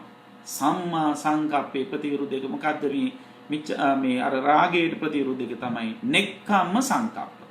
අන්න නෙක්ඛම්ම සංකප්පේ ඇති කරගත්ත ගමන් අර කාම සංකල්පනා හිතින් ඈත් වෙනවා. ඊට පස්සේ දැන් ඔන්න රූපයක් දැකලා කෙනෙකුට තරහකාරයෙක් දැකලා තියෙන උදේ පාන්දරම ඉතින් කේන්ති ගිහිල්ලා. දැන් ඔන්න සම්මාදිට්ඨියෙන් මෙයාට පේනවා දැන් ඔන්න එක සැරේටම මෙයාගේ හිතට මේ වගේ නරක ද්වේෂයක් තරහක් ඇති වෙලා තියෙනවා. ඒ තරහ ඇති වුණා කියලා දැන් සිතවිල්ලක් දැක්කා. ඊට පස්සේ එයාගේ වෑයම එයා කරන්න ඕන මොකද්ද? අන්න අර ව්‍යාපාද සංකල්පනා වෙනුවට අව්‍යාපාද සංකල්ප. අන්න සම්මා සංකප්ප වලින් හොඳ සංකල්පනාවක් හිතට ගන්නවා. එතකොට හොඳ සංකල්පනා හිතට ගන්නකොට මොකද වෙන්නේ? නරක සංකල්පනා බැහැර වෙනවා.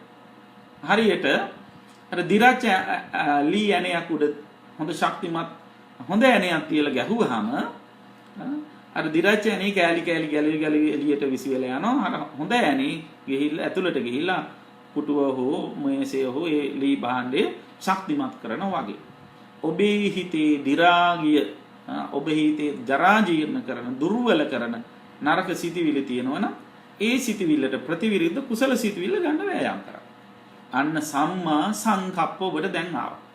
දැන් බලන්න රූප බලන්න ගිහිල්ලම මාර්ගාංග වැඩනවා දැන්. නේ? දැන් ගොඩක් අය කරන්නේ අනවබෝධය නිසා රූප බලන්න ගිහිල්ලා මේකේ චන්දරාගයෙන් බැඳිලා ඉවර වෙලා ගැටිලා කෙලෙස් අවුස්ස කියන සසරට වැටෙන එකනේ. නමුත් මේ සසරට වැටෙන්න හේතු වෙන දෙයින් තමයි සසරෙන් ගොඩ එන්න වෙන්නේ. අර කියන්නේ වැටිච්ච ලින්ක් කටේම තමයි ගොඩ එන්න වෙන්නේ කියලා. ඒ වගේ මේ ලින්දට වැටිලා තියෙනම මේ අරමුණු පරිහරණය කරන්න ගිහිල්ලා. එහෙනම් මේකෙන් ගොඩ එන්නම තියෙන්නේ කොහොමද? ඒ දිහා යථාර්ථවාදීව දැකලා. එතකොට අන්න නරක සිතිවිලි හොඳ සිතිවිලි වලින් නවත්තලා දානවා. සම්මා මිච්ඡා සංකල්ප සම්මා සංකල්පයන්ගෙන් ඈත් කර ගන්නවා. ඊට පස්සේ මොකද කරන්න ඕන? දැන් ඔන්න සිතිවිලි යාගේ හොඳයි. නෙක්ඛම්ම සංකල්පන, අව්‍යාපාද සංකල්පන, අවිහිංසා සංකල්පන ආදී වශයෙන් එයාගේ හිතේ හොඳ සංකල්පන පහළ වෙලා තියෙනවා.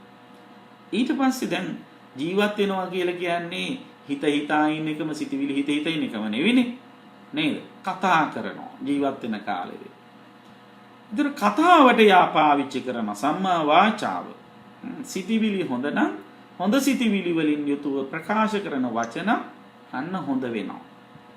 එතකොට යා ඒ වචන කතා කරනකොට සැලකිලිමත් වෙනවා. මොනවටද?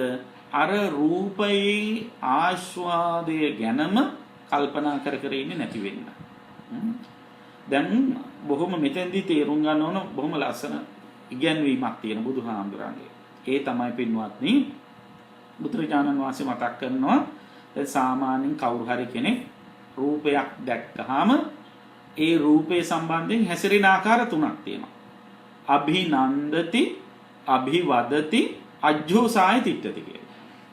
අභිනන්දති කියන්නේ රූපෙන් සතුටු වෙනවා. සතුටු වෙනවා කියලා කියන්නේ ඒක ගැන තමන් හිත හිතා ඉන්නවා කියන එක. ඒක මනෝ කර්ම, මනසින් කර්ම රැස් කිරීමක්. දැන් ඇහෙන් දැක්ක රූපේ තණ්හාවෙන් බැඳිලා ඒක ගැන හිත හිතා ඒකේ කෙලෙස් ඇවිස්සෙන විදියට කල්පනා කරනවා. අන්න මනෝ කර්ම රැස් කළා. දැන් කවුරු හරි ඇහෙන් රූපයක් දැක්කා. ඒ රූපය දැකලා ඊට පස්සේ ඒ රූපේ තණ්හාවෙන් බැඳෙනවා. බැඳුනට පස්සේ ඒ රූපය ගැනමයි හිතන්නේ. S2 වැව්වත් S2 ඇරියත් එයාට ඒ රූපම තමයි පේන්නේ. ඊට පස්සේ මේ රූපේ නැවත නැවත බලන්න කැමැත්තමයි ඇති වෙන්නේ. නේද? ඊට පස්සේ කැමැත්ත ඇති වුණාම ඉතින් හිතින් හිතනවානේ ලබන සතියේ බලන්න නැත්තම් මේ සතිය නම් කොහොම හරි බලාගත්ත ලබන සතියේ බලන්න නැත්තම් කියලා එහෙම හිතනවා. නේද? සින්දු එහෙමත් මතක් වෙනවා මේ ඉරිදා ගිය ඉරිදා වගේ නවන්න ආදී වශයෙන් හරි කොහොම හරි කියලා ඉවරලා දැන් ඔන්න මෙයා හිතින් හිත ඉන්නවා. අභිනන්දති. ඊට පස්සේ මොකද කරන්නේ? අභිවදති. අභිවදති කියන අර ඇහෙන් දැක්ක රූපයේ අගය අනිත් අයට කියනවා. යාළුවන්ට කියනවා, අඳුරන අයට කියනවා, ගොඩක් අය ඉතින් කීකරු නම් අම්මට තාත්තටත් කියනවා මම මෙහෙම එකක් දැක්ක මම මේකට කැමතියි අනේ මේක මෙහෙම කොහොම හරි මට ලබා දෙන්න ඔය ආදි වශයෙන් කියනවා. අභිවාදති කියන්නේ ඒකයි. ඉතින් අම්මලා තාත්තලා උගර කැමති වෙන්නේ නැහැ. ළමයි ගැන දුරේ දිග බලලා කැමති වෙන්නේ නැහැ. අම්මා තාත්තා අකමැති වුණත් මේ ළමයා මේක අතහරින්න කැමතිත් නැහැ. ඊට පස්සේ මොකද කරන්නේ? අන්න අර කැමැත්ත ඇති කරගත්ත රූපය දැන් මේ අම්මට තාත්තට කියනකොට ඒක වචී කර්ම. වචනින් කරන ක්‍රියාවක්නේ. රූපේ බැඳිලා රූපේ අගය අනිත් අයට කියන්න ගන්න. එතන වචනින් කර්ම රැස් වෙනවා. ඒතර ওই වචී රූපේ බැඳිලා වචී කර්ම කොච්චර සිද්ධ කරනවද කියලා බලන්න. නේද? රූපේ බැඳෙන අය වචී කර්ම සිද්ධ කරනවනේ.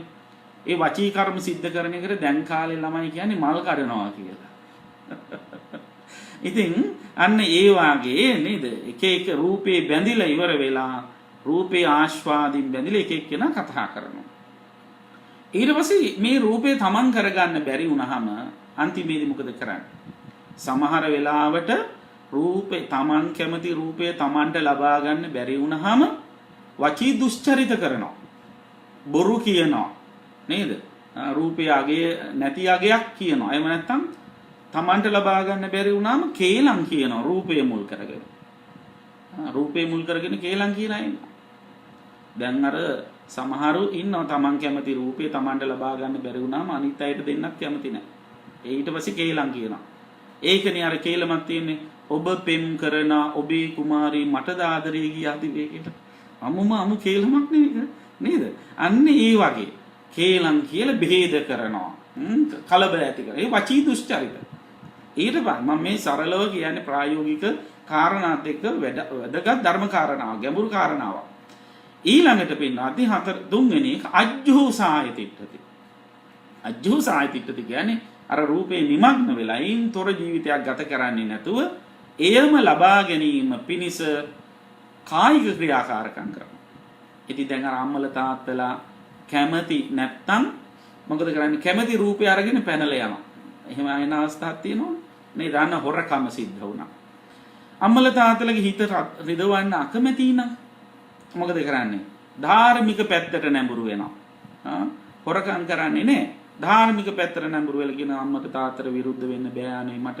ඒ නිසා මේ බාත්මිය අපිට බැරි නම් ලබනාත්මේ හරි අපි දෙන්න එකතු වෙමු කියලා දෙන්න එක පන්සල් ගිහිල්ලා මූට්ටු කරලා පහන් පත්තු කරනවා. නේද? මූට්ටු කරලා මල් පූජා කරනවා. හිතන්නේ මේ පහන් මූට්ටු වෙච්ච ගාගෙන ලබනාත්මෙන් මූට්ටු වෙයි කියලා. එහෙම වෙන්නේ නැහැ.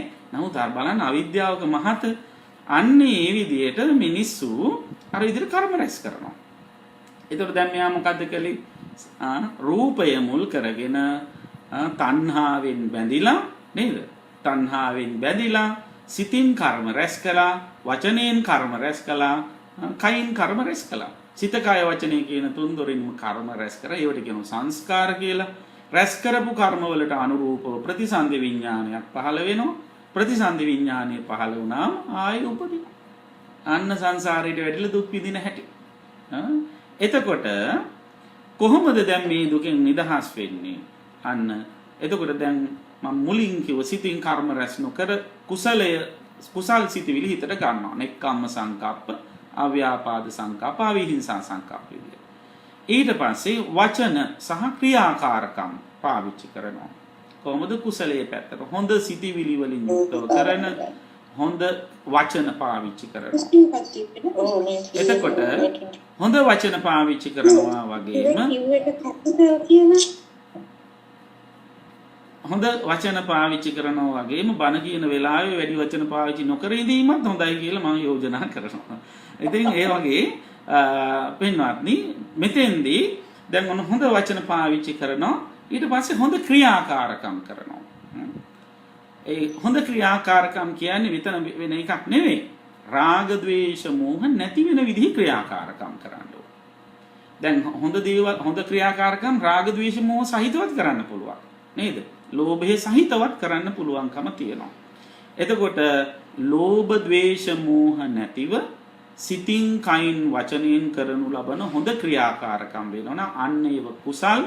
ඒතර ආර්ය ශ්‍රාංගික මාර්ගයේ ලෝකෝත්තර පැත්ත දියුණුව කරන්න පුළුවන් නම් කවුරු හරි කෙනෙකුට ලෝභ ද්වේෂ මෝහ වලින් තොරව නිවනම ඉලක්ක කරගෙන යම් කිසි කෙනෙක් කටයුතු කරනවා නම් අන්න යා බ්‍රහ්මචර්යාව පුරුදු කරන කෙනෙක්. එතකොට ආර්ය ශ්‍රාංගික මාර්ගයේ මාර්ගාංග වැඩිම තුලින්මයි ලෝභ ද්වේෂ තුනී වෙන විදිහට සිතින් කයින් වචනින් හැසිරීමෙන්මයි ඡන්ද රාගය ප්‍රහාණය කරන්න පුළුවන්කම තියෙන්නේ. එතකොට ඒක බුදුරජාණන් වහන්සේ මතක් කරන ඡන්ද රාගය ප්‍රහාණය කරන්න බ්‍රහ්මචර්යාව අනුගමනය කරන්න කියලා. එතකොට බ්‍රහ්මචර්යාව කියන්නේ ආර්ය ශ්‍රාංගික මාර්ගය අනුගමනය කරනවා කියන එක. අන්න එතකොට දැන් රූප නිසා සංයෝජනය ඇති වෙන රූප නිසා ඇහි බැඳෙනවා ඇහැ නිසා රූපේ බැඳෙනවා නම් බුදුරජාණන් වහන්සේ මේ චන්දරාගය ප්‍රහාණය කරන්න ඕනේ රූප බලන්න නැතුව ඉන්න සද්ධාහන් නැතුව ඉන්න කියලා එහෙම කියනවා. එතකොට එහෙම නොකියුවේ මොකක් නිසාද? මේ බැඳීම ඇති වෙන්නේ අන්න අර චන්දරාගය තුලයි කියන එක අවධාරණය කරන්න. එතකොට ඒ චන්දරාගය නැති කර ගැනීමෙන් තමයි අපිට මේ බැඳීමෙන් නිදහස් වෙන්න පුළුවන්කම තියෙන්නේ. ඉතින් අවසානයේදී සාරිපුත්ත මහරහතන් වහන්සේ මේ ස්වාමින් වහන්සේට කොට්ටිත මහරහතන් වහන්සේට මෙහිමත් ප්‍රකාශයක් කරනවා. ආයුෂ්මතුන් වහන්සේ භාග්‍යවතුන් වහන්සේටත් ඇහැක් තියෙනවා. උන්වහන්සේත් ඇහෙන් රූප දකිනවා. නමුත් උන්වහන්සේ ඇහැ ගැන හෝ රූපය ගැන හෝ චන්දරාගයක් උන්වහන්සේට නැහැ. උන්වහන්සේගේ සිත චන්දරාගයෙන් නිදහස් වෙච්ච සිතක්. අන්න ඒ වගේ අපිටත් ඇහැක් තියෙනවා. බාහිර සමාජීය රූපක් තියෙනවා. එහෙනම් අපි මොකක්ද කරන්න ඕන? අන්න ඒ ඇහැයි රූපයි අතර ඇති වෙන ඡන්ද රාගය නැති කර ගන්න ඕන. ඒකට මොකද්ද කරන්න ඕන? ආරෂ්ඨාංගික මාර්ගය වඩන්න ඕන. එහෙම නැතුව S2 වහගෙන ඇහැ අනිත්‍යයි මම නොවේයි මගේ නොවේයි මගේ ආත්මය නොවේයි කියව කියලා වැඩක් නැහැ. ගිරව් වගේ ආත්මිකට නිවන් දකින්න හම්බෙන්නේ නැහැ. නේද? එතකොට ඒ ක්‍රමවේදය හරියට දැනගෙන ඉවර වෙලා ඒක ප්‍රායෝගික ජීවිතයට ක්‍රියාත්මක කරන්න. සිතින් කයින් වචනින් කොහොමද මේ ඡන්ද රාගය අතහැරගන්නේ කියන එක ප්‍රායෝගික කරන්න ඕන. ඒ සඳහා අත්‍යවශ්‍ය කාරණයක් තමයි. මොකද්ද මේ ඇහැයි රූපයයි අතර ඡන්ද රාගය ඇති වෙනවා නම් ඒ ඇහැයි රූපයයි දිහා බලන්න ඕන. කොහොමද බලන්න ඕන? ත්‍රිලක්ෂණය. මොකද්ද ත්‍රිලක්ෂණය? අනිත්‍ය දුක්ඛ අනාත්ම. මේ ඇහැයි රූපයයි චක්කු විඥානයයි ඒ ඇහැ සම්බන්ධ වෙන සියලුම දේවලුයි මොහොතක් පාසා ඇති වෙල නැති වෙනවා කියලා දකින්න ඕන. මම ඊටාම කෙටියෙන් මතක් කරන්නම් මේ ඇහැ සම්බන්ධයෙන්ම මේ ඒ කාරණා ටික අනිත් කාරණා ඔක්කොම එකට යන්නේ ඒක තේරුම් ගන්න. දැන් ඔන්න ඇහක් තියෙනවා ඒකට කියන චක්කු කියලා. ඇහැ ඇසුරෙහි විඥානයක් තියෙනවා ඒකට කියන චක්කු විඥාන කියලා. ඒ ඇහැට රූපයක් පේනවා ඒකට කියන රූප කියලා. ඇහැයි චක්කු විඥානයයි රූපයයි එකතු කරනවා ඒක සිතවිල්ල. ඒ සිතවිල්ලට කියනවා චක්කු සම්පස්සය කියලා. ඒ එකතු වීම නිසා ඇහැ රූපය දකිනවා ඇහැ රූපේ විඳිනවා. අන්න ඒ වින්දනයට අර ස්පර්ශය මුල් කරගෙන නිසා මේ වින්දනය ඇති වුනේ. ඒ වින්දනයට කියන්නේ චක්කු සම්පස්සජා වේදනා කියලා. එතකොට ඇහැට පෙනුනේ රූපය ලස්සන එකක් නම් අර චක්කු සම්පස්සජා වේදනා සුඛ වේදනාවක් වෙනවා. ඇහැට පෙනුණු රූපේ කැත රූපයක් නම් චක්කු සම්පස්සජා වේදනා දුක්ඛ වේදනාවක් වෙනවා. ඇහැට පෙනුනේ කැතත් නැති ලස්සනත් නැති රූපයක් නම් චක්කු සම්පස්සජා වේදනාව උපේක්ඛා වේදනාවක් වෙනවා. ඒතර සාමාන්‍ය මිනිස්සු මොකද කරන්නේ? ඔය සුඛ දුක්ඛ උපේක්ඛා කියන වේදනා හැමුවේ තණ්හාවට යනවා. වේදනා පත්‍ය තණ්හා කියපු විදිහට. අර තණ්හාවෙන් බැඳෙනවා. ඊට පස්සේ උපාදානයට යනවා. ළඟට ගන්නවා. තදින් අල්ල ගන්නවා. ඊට පස්සේ ඒ වේදනාව හිතේ තියාගෙන විඳවනවා. එතකොට අන්න ඒක නවත්ත ගන්න මොකද කරන්න ඕන? අර වේදනාව අනිත්‍ය වශයෙන් බලන්න ඕන. මේ ඇහැට රූපයක් වෙනුනාම සුඛ වේදනාවක් ඇති වුණා. හැබැයි තව රූපයක් වෙනිච්ච ගමන් මේ ඊළඟ රූපේ කලින් දැක්ක රූපේ අනිත්‍ය වෙලා ඉවරයි. එහෙනම් මේ රූපේ අමුතුවෙන් බැඳිය යුතු වන්නේ නෑ කියලා තේරුම් ගන්න. එතකොට අපි හිතන්න ඕන කොහොමද අපි මේ ගොඩාක් කැමති දේවල් අපි ලබනවා කියලා හිතුවට අපි කැමති දේවල්ම නෙවෙයි ලැබෙන්නේ. මොහොතක් හෝ වෙනස් වෙච්ච දෙයක් ලැබෙන්නේ. දැන් මම සරල උදාහරණයක් කියන්නම්. ඔයත් කොහේ හරි පොලේ ගිහිල්ලා අඹ තෝරනවා. ඒ සුපර් මාකට් එකකට ගිහිල්ලා අඹ තෝරනවා. ඔහේ නම් ඉතින් කෝකරක් තියෙනවා අඹ ගෙඩියක් දෙකක් එක જાතිය වෙන්නේ. මෙහෙනේ අඹ වර්ග තියෙනවා. හොඳ හොඳ අඹ වර්ග තියෙනවා. ඉතින් කොහොම හරි දැන් ඔන්න අඹ හරි කෙසෙල් හරි තෝරගෙන එනවා. ඒකේ පාටයි සුවඳයි එහෙම දැකලා කන්න ආසාවක් ඇති වෙනවා. ඇවිල්ලා දැන් අඹ ගෙඩිය කපාගෙන කනවා. කනකොට එයා හිතනවා මම මේ පොලේ තිබිච්ච අඹය කන්න ආසයි. හිතනවා මං අඹ කනවා කියලා. හරියට බැලුවොත් ඇත්තටම එයා කන්නේ අඹම නෙවිනේ. කන්න ආසාව ඇතුනේ අඹ තමයි. හැබැයි එයා කන්නේ කෙල සමග මුසූ අඹ නේද? එතකොට අඹ වෙනස් වෙලා එතනම. දැන් යාට කැමැත්ත ඇති උනේ කෙල සමග මුසූ අඹ වලට. දැන් පොලිත් සුපර් මාකට් එකේ ඔය රටවල ඔලිව්ස් එහෙම විකුණන්න තියෙනවා වගේ කෙල සමග මුසූ අඹ විකුණන්නට ඇත කියලා බෝතල් වල දාලා තිබ්බොත් කයිද? කන්නේ. එතකොට කන්න කැමැත්ත ඇති උනේ එකකට කන්න සිද්ධ වුනේ තව එකක්. අන්න එහෙනම් මේ අනිත්‍ය වෙන ලෝකයේ නිට්ටය නොවන නිට්ටය වෙන කිසි දෙයක් නැහැ. අනිත්‍ය ලෝකයේ හැම දෙයක්ම මොහොතක් පාසා වෙනස් වෙලා යනවා. මෙන්න මේ යථාර්ථය හොඳින් තේරුම් ගත්තනම් අර සුඛ දුක්ඛ උපේක්ඛා කියන වේදනාවල ඇලෙන්නේ නැහැ. ගැටෙන්නේ නැහැ. මුලා වෙන්නේ. ඇලීම් ගැටීම් මුලා වෙන්නේ නැත්නම් ඒ තුල කෙලෙස් පහළ වෙන්නේ. කෙලෙස් පහළ වෙන්නේ නැත්නම් කෙලෙස් පහළ නොවුන සිතින් කයින් වචනෙන් ක්‍රියා කළාට කර්ම රැස් වෙන්නේ. කර්ම රැස්ුනේ නැත්නම් සංස්කාර ගොඩ නැගුණේ නැත්නම් සත්වයාගේ මතු භවයක පහළවීමක් නැහැ. මතු භවයක පහළවීමක් නැත්නම් ජාති ජරා ව්‍යාධි මරණ ආදී දුකක් නැහැ.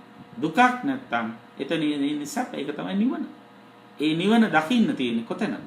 රූප බලන තැනයි, ශබ්ද අහන තැනයි, ගන්ධ සුවඳ ආග්‍රහණය කරන තැනයි, රස විඳින තැනයි, ස්පර්ශ විඳින තැනයි, හිතන තැනයි. එහෙනම් නිවන තියෙන්නේ කොතැනද? මෙතනයි. අරමුණු පරිහරණය කරන තැනයි. ඒක හොඳින් තේරුම් අරගෙන කටයුතු කිරීමයි වැදගත් වන්නේ. ඉතින් අන්න ඒ සඳහා ඔබ වෑයම් කරන්න ඕන. ඒ සඳහා අරමුණු පරිහරණය කරනකොට අරමුණු සහ ඉන්ද්‍රයන් අතර වෙන ඡන්ද රාගය නැති කර ගැනීමට අරමුණුත් ඉන්ද්‍රයන් තුලත් අනිත්‍ය ලක්ෂණය හොඳින් දකින්න වෑයම් කරන්න. අන්නේ අනිත්‍ය ලක්ෂණය හොඳින් දකින කෙනාට සියලු අරමුණු කෙරේ අවබෝධයෙන් කලකිරිලා අවබෝධයෙන් අරමුණු අතහැරලා දාලා ඒ අවබෝධයෙන් මේ නිවන කරා ගමන් කරන්නට වාසනාව උදා කරගන්න හැකියාව තියෙනවා. ඉතින් එලෙසින් කටයුතු කරන්න පින්වත් ඔබ සෑම සියලු දෙනාටම ශක්තිය, ධෛර්යය, වාසනාව උදා වේවා කියලා අපි හිතසිතින් ප්‍රාර්ථනා කරමු. ආකාසට්ඨා ච භුම්මට්ඨා දේවා නාග මහිද්దికා පුඤ්ඤන්තං අනුමෝදිත්වා චිරං රක්ඛන්තු ශාසනං චිරං රක්ඛන්තු දේශනං චිරං රක්ඛන්තු ත්වං සදා. ධර්ම ශ්‍රවණානිසංසෙන් හැමත උතුම් නිවන් සුව සැලසේවා. සාමාන්‍ය මම රිවිෂන් එකක් දෙනවා. හැබැයි අද වෙලාව නැහැ. තවත් දේශන කීපයක් යටන් තියෙන වටිනා දේශනයක් අපේ ධර්මාචාර්යවරයෙක් සී සලකන අපේ කරුණාරත්න බණ්ඩ මහත්මයාගේ දේශනාවකුත් මම දැක්ක තියෙනවා. ඉතින් ඒ නිසා අපි අමුතුවෙන් සිහිපත් කළ යුතු වන්නේ නැහැ. කෙසේ වෙතත් සංයුක්ත නිකාය වේදනා සංයුත්තේ කොට්ඨිත සූත්‍රය උපයෝගී කරගෙනයි අද පින්නතුන් වෙනුවෙන් මේ දේශනාව සිදු කළේ. අරමුණු හැමුවේ චන්දරාගයෙන් නොබැඳී ඉඳීම තුළින් ලෝකයෙන් නිදහස් වෙන්න පුළුවන් ක්‍රමයයි මේ තුල අවධාරණය කළේ. අපේ අතිපූජනීය නායක මහා ස්වාමීන්ද්‍රයන් වහන්සේගේ වොෂින්ටන් බෞද්ධ විහාරවාසී පින්වත් ස්වාමීන් වහන්සේලගේ අවවාද අනුශාසනා පරිදි අද මේ පින්කම් මාලාවේ මේ ධර්ම දේශනාව මෙලෙසින් පැවැත්වුණි. ඉතින් අපට සඳහන් කරලෙවල තියෙන දායකත්වය ආර්යපාල සහ ශ්‍රියානි ජයසේකර පද්මා රත්නායක දෙමාපියන්ට නිදුක් නිරෝගී සුව චිර ජීවනයේ ප්‍රාර්ථනා කිරීම, නිමල් රත්නායක පියාණන් ඇතුළු මියගිය ඥාතීන්ට පින් පැමිණවීම, එවාගේම වොෂින්ටන් සහ වීටන් බෞද්ධ විහාරස්ථානවල වැඩ සිටින සියලු ස්වාමින් වහන්සේලාට දේශකයන් වහන්සේට සෙත් ප්‍රාර්ථනා කිරීම, සහභාගී වෙන සියලු දෙනාටම සෙත් පැතීම කියන අරමුණු පෙරදරි කරගෙනයි දායකත්වයේ දරා කටයුතු කළේ. ඉතින් දායකත්වයේ දරන පින්නතුන් හැම දිනාගෙම සිතංගි පැතුම් එලෙසින් මිෂ්ඨ වේවා, පරලෝසපත් සියලු ඥාතීන් පින් අනුමෝදන් සුවපත් වෙත්වා කියලා අපි සාදු කියලා පින් අනුමෝදන් කරමු. පින්වත් ඔබ සෑම සියලු දෙනාගේම පරලෝසපත් සියලු ඥාතීන්ට පින් අනුමෝදන්ව තම තමන්ගේ භව ගමන සුවපත් කරගනිත්වා කියලා සාදු කියලා පින් දෙන්න. ඒ වගේම ලෝකයක් සම්බුද්ධ ශාසනයත් සුරකින්න සියලු දෙවියෝ පින් අනුමෝදන් වෙත්වා. පින් අනුමෝදන් වන දෙවියන්ගේ දේවාශීර්වාදයේ රැකවරණිය හැම දිනාටම එකලෙසින්ම සලසා දෙත්වා කියලා සාදු කියලා දෙවියන්ට පින් දෙන්න. විශේෂයෙන්ම මේ උදාරතර කුසල ධර්මයන්ගේ ආශිර්වාද බල මහිමින් වොෂින්ටන් බෞද්ධ විහාරාධිපති අපේ අතිපූජනීය නායක මහා ස්වාමීන්ද්‍රයන් වහන්සේට, ඒ වගේම විහාරවාසී සියලු ස්වාමින් වහන්සේලාට, ඒ වගේම දායකත්වයේ දරා කටයුතු කරන පින්වතුන් හැම දිනාටම හැම යහපතම ශාන්තියම සැපතම උදා වේවා. ඒ වගේම මේ පින්කම් සඳහා විවිධාකාරයෙන් අතහිත දෙන උදව් උපකාර කරන දැක බලා හු සතුටු වන සෑම සියලු දෙනාටමත් සම යහපතම ශාන්තියම සැනසෙල්ලම උදා වේවා. පින්වත් ඔබ සෑම දෙනාටම සියලු සාංසාරික දුක්ඛයන්ගෙන් ඈතරව ලැබෙන උතුම් අමා මහ නිවන් සුවත් ඒකාන්තයෙන්ම සිද්ධ වේවා කියලා අපි ඊට සිතින් ප්‍රාර්ථනා කරනවා. විවිධ තාක්ෂණික දෝෂතියේදී වුණත් පින්කම හා දේශනාව හා පින්වතුන් එක්ස්ප්‍රෙස් වෙන්න ඇති කියලා අපි විශ්වාස කරනවා. ඉතින් අපගේ වෙනරබල් තලාලි චන්දකීර්ති තේරු ෆේස්බුක් පිටුව හරහත් අපි මේක සජීවීව විකාශය කළා. ඉතින් සජීවීව මේ දේශනාව ෆේස්බුක් ඔස්සේ නරඹු පින්වතුන් හැම දිනාටමත් අපි සෙත් ප්‍රාර්ථනා කරනවා, ආශිර්වාද කරනවා. සහභාගී වූ සෑම සියලු දෙනාටම කායික මානසික සුවපත් භාවයේ උදා වේවා, මෙලව සුව වේවා, පරලොව සුව වේවා, හැමට හැකි තරම් ඉක්මනින් අමා නිවන් සුවත් සැලසේවා කියලා සාදු කියලා ප්‍රාර්ථනා කරමු. හැම දිනාටම තෙරුවන් සරණයි. සදාවත් පිටාපි අපි මේ වෙලාවේ පුණ්‍යානුමෝදනා කරමු. නොයෙක් ඊවැල රාජකාරී මැදින්ම අපේ වොෂින්ටන් බෞද්ධ මහා විහාරස්ථානයේ සිදු කරගෙන යනු ලබන අද දවසේ සිදු කරන්න යෙදෙන ඒ වෙසක්